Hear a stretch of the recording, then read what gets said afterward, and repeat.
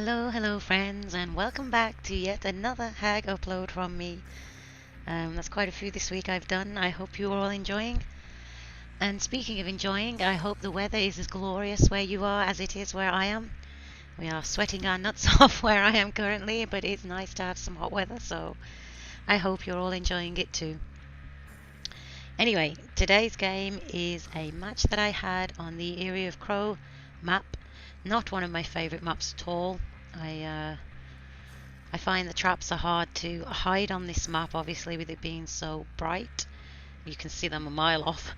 It's quite a large map as well, and survivors tend to be very good on it, particularly if they burn it, which in this case they did. I tend to find survivors burn maps that they favour, that they know well, and that they play well on. And this is definitely one of them. I often get people asking me why don't you like when maps are burnt by survivors, and the simple fact is that usually, not always, but usually survivors will burn a map that they're good on. Usually maps that they know well or they know the loops well on. Same for killers. If I was to burn an indoor map, say RPD or the game, it's not 100% guaranteed I'll win, no, but I've increased my chances as they're maps that I know well. I know how to trap them and I know how to funnel you on them to get you into my traps, etc. So this is why when I see a map being burnt by survivors, particularly if they're in a 4-man, you get a tiny little bit of tilt from the beginning of the game. That's not to say all survivors will burn maps for that reason. Some genuinely do burn them just because they're sick of getting the same maps in a row, as DBD is notorious for giving you the same map every night. But it's the ones that burn them specifically to get an advantage when they're in a 4-man on comms, and those matches can be a little tricky. In this match I did notice, I'm sure they were at least a duo, if not a trio.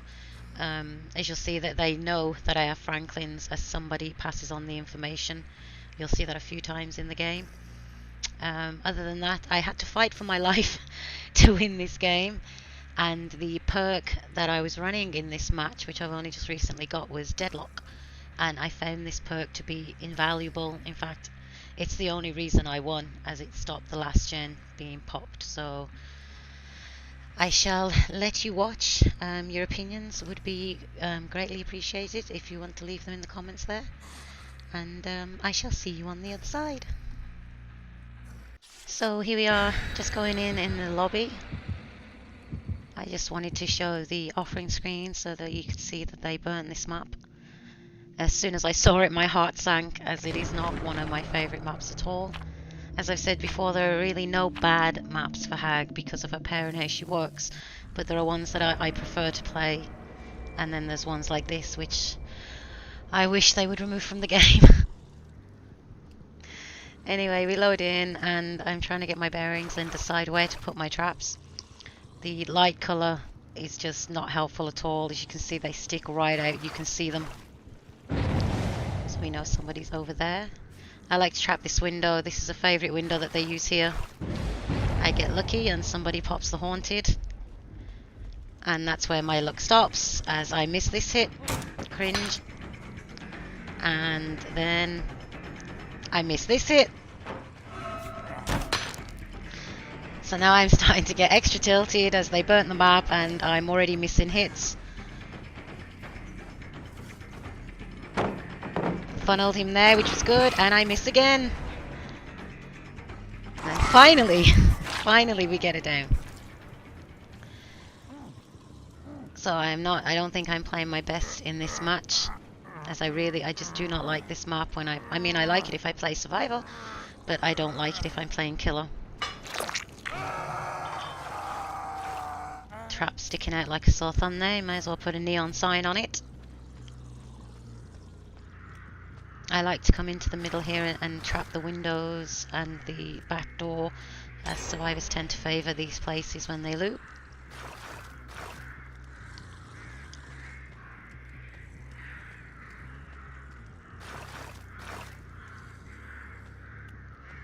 You see there's the Deadlock that's come into play. They were working on that gen as well.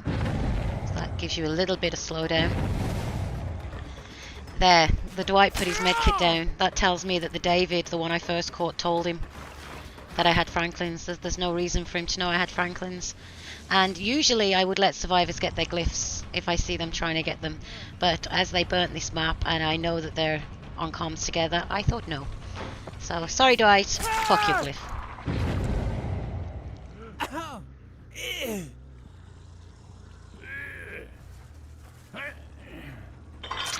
Another neon trap. I still have a 3-gen over there in that corner, but I doubt I'll hold it for long. I'm back with David, but I can hear somebody on this gen over here. Or I thought I could. It was this gen I heard. Late teleport. The tilt is real. Come back, and I hear Dwight there behind me. And he's back to getting his glyph, but this time he has a bodyguard, so this definitely tells me that they were together.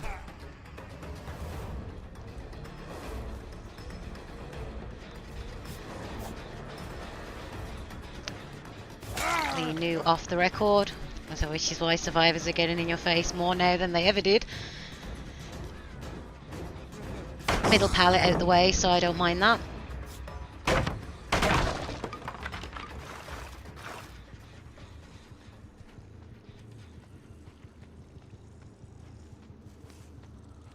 There's one of the bottom gens gone. That's the 3-gen gone. Find them all healing.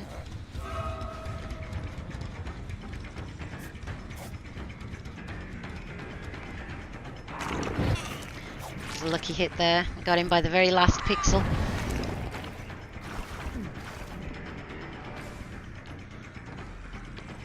And again, you see Felix puts his flashlight down. That's why I think at least a 3-man. They know, they've communicated the fact that I have Franklin's and they're trying to protect their items. Usually you don't see that in solo queue, because obviously they can't tell each other that there's Franklin's. You usually see it when they are together in a swift. So although he doesn't have his flashlight, it's not losing any of its charges because he put it down before I could hit him. And here is In Your Face David. He still wants to play, so I'm hoping I can push him into that trap there behind him.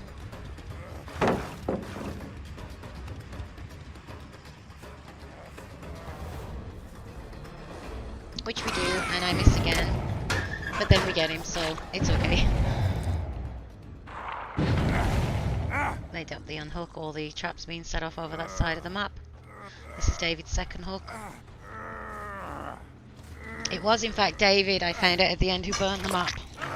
He picked this map.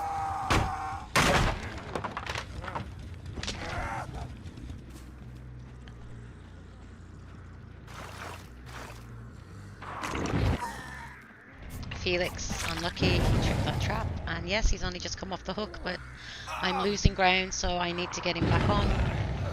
I'm sure you've noticed that since the update, very few survivors are actually running DS now, as it's been reduced to a 3-second stun from a 5. We didn't teleport him, we go straight back to hook, get a hit on Dwight. You see Dwight there, he's running around, we know he's going to go for the unhook, so I cut through the building.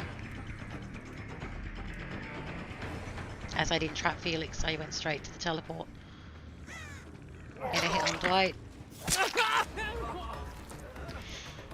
Here comes bodyguard David yet again. As you remember from last time, he had off the record, and as he's just been unhooked, he has it again. So there's his second hit. But that's his perk used up, so... That trap we placed here earlier when we were chasing Dwight came in useful. And we're going to get Felix out of the game. Sometimes you have to take the weak link out of the game, especially if you're on a map that you don't like and you know that they're working together. And unfortunately, Felix, you were the weak link in this game. Sorry. As you can see, there is a 3-gen over the back there by Shaq. It's not very close though. The mist, as you can see, is getting very thick as they burnt an offering for it. That's that 3 gen this side gone. Now the gens are split. Deadlock in play again on that gen over there. As you can see, that's the second time this gen's been deadlocked. This is in fact the gen that it all boils down to, this gen here. Now we know David's dead as well, if I can catch him.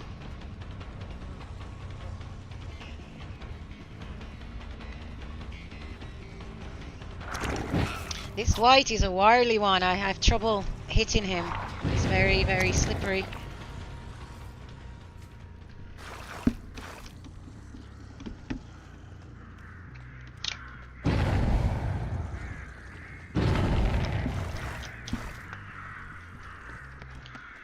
And back again. Missed hit on him again.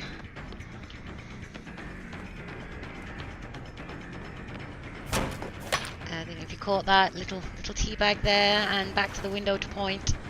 It's not surprising though, his name is Teabag with me, so you expect a little bit of cheekiness from them. Now this is a mistake of mine here. I spent way too long chasing him down this side. I shouldn't have. There's only 1 gen down this side, and I know that, as you can see, the other 2 haven't healed, so if they're not healing, they're pushing gens, and I shouldn't have wasted as long down here as I did with this Dwight.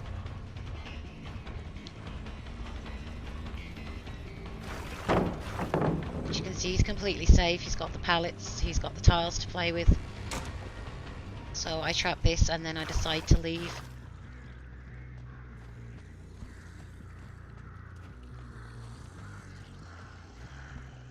We're at 1 gen, and again, 3rd time this gen here has been deadlocked. And when you get up to it, you'll see how close it was to actually popping. It's literally on 98%. If I didn't have deadlock, that gen would have popped just after the one in shack, and they would have been on the gates. And I have no end game, so it would have been GG's. This Dwight here drops that pallet. I get called back into the main by this Dwight. The other Dwight re-lifts the pallet and then runs into the trap. You can see the pallet's back up. This Dwight is just a trap magnet. He keeps coming back for the traps. I leave him again, as I know there's somebody up on that gen. And it was so close, I have to stop it. And it's bodyguard David. This here was crucial. I got the surge on the gen as well as the down. David's dead as well. So now we're going to be left with 2. And we already have 1 on the floor. As you can see, he picked up Felix's flashlight there. So that surge is now regressing the gen, which is obviously good for me. And Dwight here is still under the pallet, and you'll find out why pretty soon. I know the other Dwight, the unhittable Dwight, is around somewhere, so I'm nervous to pick up, as I don't want to get pallet slammed, so I decide to go off and set up some more traps. The mist is becoming very, very thick. I fake the pickup just to see if he runs out, and he doesn't. He's gone back up to this gen. As you can see, it's close. It's so close, it's painful.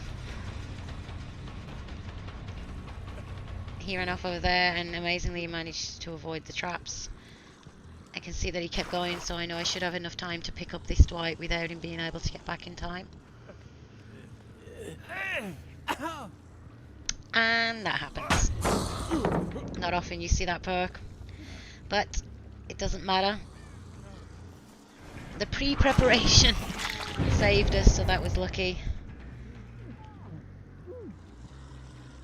I get him onto a hook now. I believe it's his first hook. Yeah, that's Dwight's first hook. And I know that the other Dwight went down into that corner at the back of the main. Give this a little tap as it's so close. We trap it.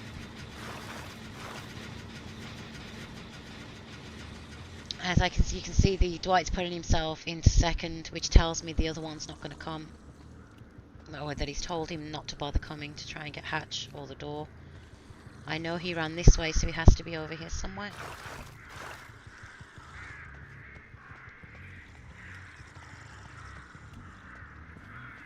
And he came down here and started this gen in the corner.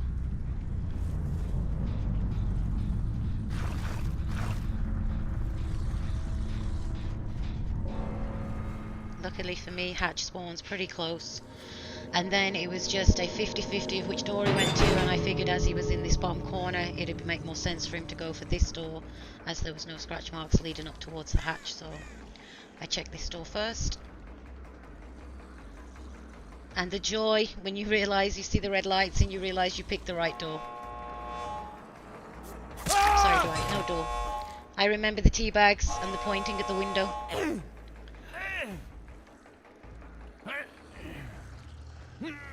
So that was a pretty tough match.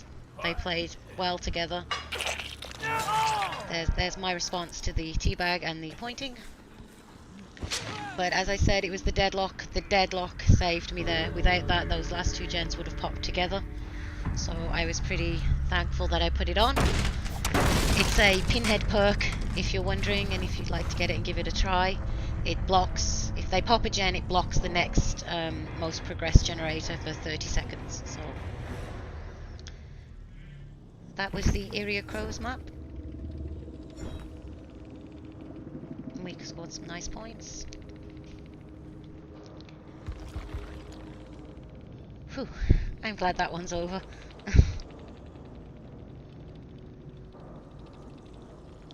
So that was the Deadlock saviour of the game. And that was the Eyrie Crow map. Not my favourite at all. I hope you enjoyed this game. I'm not really sure what else to say now. I hope you enjoyed the game. I hope you're having a lovely day and that you're getting as much sun as we are.